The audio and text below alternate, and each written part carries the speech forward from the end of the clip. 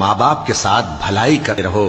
اگر ان میں سے ایک یا دونوں تمہارے سامنے بڑھاپے کو پہنچ جائیں تو ان کو اف تک نہ کہنا اور نہ انہیں جھڑکنا، اور ان سے بات ادب کے ساتھ کرنا، اور عجز و نیاز سے ان کے آگے جھکے رہو اور ان کے حق میں دعا کرو کہ اے پروردگار، جیسا انہوں نے مجھے بچپن میں شفقت سے پرورش کیا ہے تو بھی ان کے حال پر رحمت فرما۔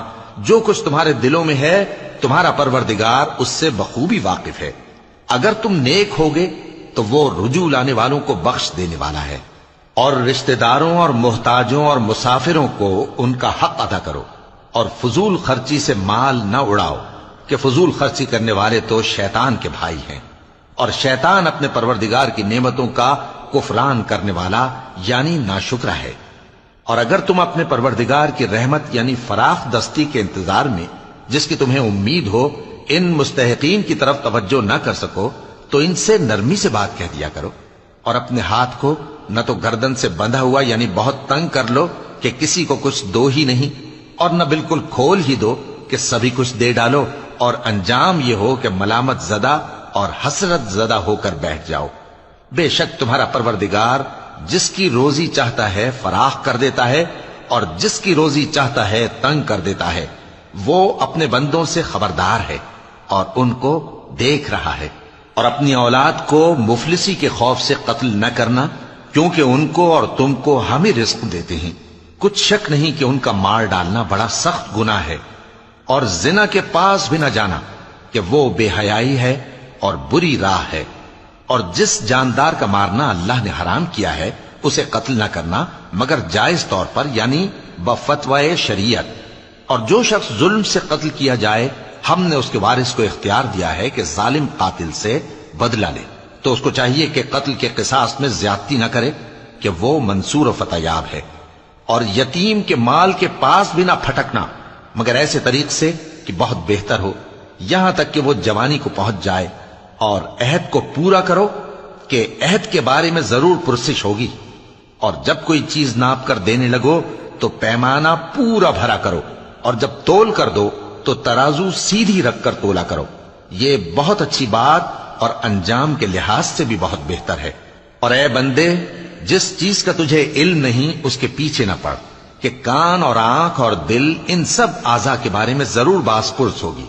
اور زمین پر اکڑ کر اور تن کر مت چل کہ تو زمین کو پھاڑ تو نہیں ڈالے گا اور نہ لمبا ہو کر پہاڑوں کی چوٹی تک پہنچ جائے گا۔